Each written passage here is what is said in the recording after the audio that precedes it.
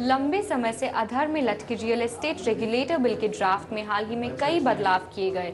Builders के हित को ध्यान में रखते हुए इस बिल में कई प्रावधान भी जोड़े गए, लेकिन कैबिनेट में इस बिल को डेफर कर दिया गया है।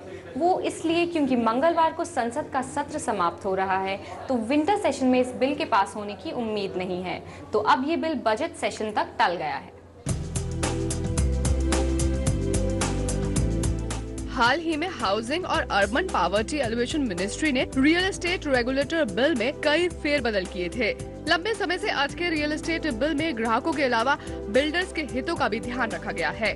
सरकार ने रियल एस्टेट रेगुलेटर अथॉरिटी बनाने की पेशकश भी की थी और इस नए ड्राफ्ट को प्राइम मिनिस्टर ऑफिस से मंजूरी भी मिल गई है।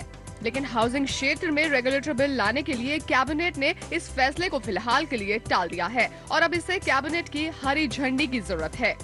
Government is keen to take up insurance bill, particularly after it was scrutinized and then approved by the Select Committee appointed by the House. There is no reason to block debate, discussion and decision. And then there is every need to discuss about coal amendment bill also. And there are other important legislations which are awaiting after being passed from Lok Sabha. Reality sector में regulator में कई तरह के बदलाव किए गए थे। नए ड्राफ्ट बिल के मुताबिक बिल्डर्स को खरीदारों से जमा की गई पूरी राशि का 50% हिस्सा उसी प्रोजेक्ट की कंस्ट्रक्शन पर लगाना होगा। इससे पहले प्रावधान 70% का था। बिल्डर को हर प्रोजेक्ट के लिए एक अलग एस्क्रो अकाउंट खोलना होगा। इसके अलावा इस नए ड्राफ्ट में पहले सिर्फ रेजिडेंशियल प्रॉपर्टी इस बिल के दायरे में आती थी, लेकिन अब नए ड्राफ्ट में कमर्शियल प्रॉपर्टीज को भी इसके दायरे में लाया गया है। नए ड्राफ्ट के अंदर अब किसी भी बिल्डर को 1000 स्क्वायर मीटर से ऊपर की जमीन पर प्रोजेक्ट लॉन्च करने या उसके एडवर्टाइजमेंट से पहले रेगुलेटरी अथॉरिटी में रजिस्टर करवाना होगा। नए ड्राफ्ट में आम खरीदारों का भी खासा ध्यान रखा गया है। नए ड्राफ्ट के मुताबिक अब खरीदारों को हर फोरम में जाने की जरूरत नहीं होगी। अब रेगुलेटरी अथॉरिटी के पास जाने से ही लोगों की शिकायतें दूर हो जाएंगी। माना जा रहा है रियल एस्टेट में रेगुलेटर बिल के अधर में लटकने से मनमानी कर रहे बिल्डर्स पर लगाम लगाना मुश्किल होगा।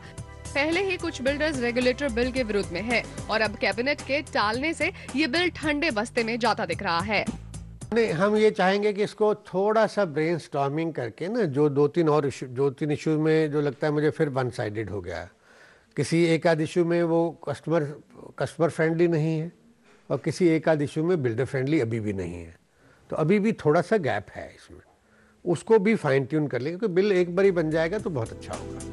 रियल्टी बाजार में रेगुलेटर आने से ऐसे बिल्डर्स, स्पेक्युलेटर्स और रियल एस्टेट एजेंट्स पर शिकंजा कसा जा सकता है जो रातों रात प्रॉफिट कमाने के उद्देश्य से इस सेक्टर में कदम रखते हैं। साथ ही ग्राहकों का बिल्डर्स और रियल एस्टेट एजेंट्स के खिलाफ शिकायतों से निपटना भी आसान हो जाएगा। शिल्पी डुडेजा, जी मीडिया।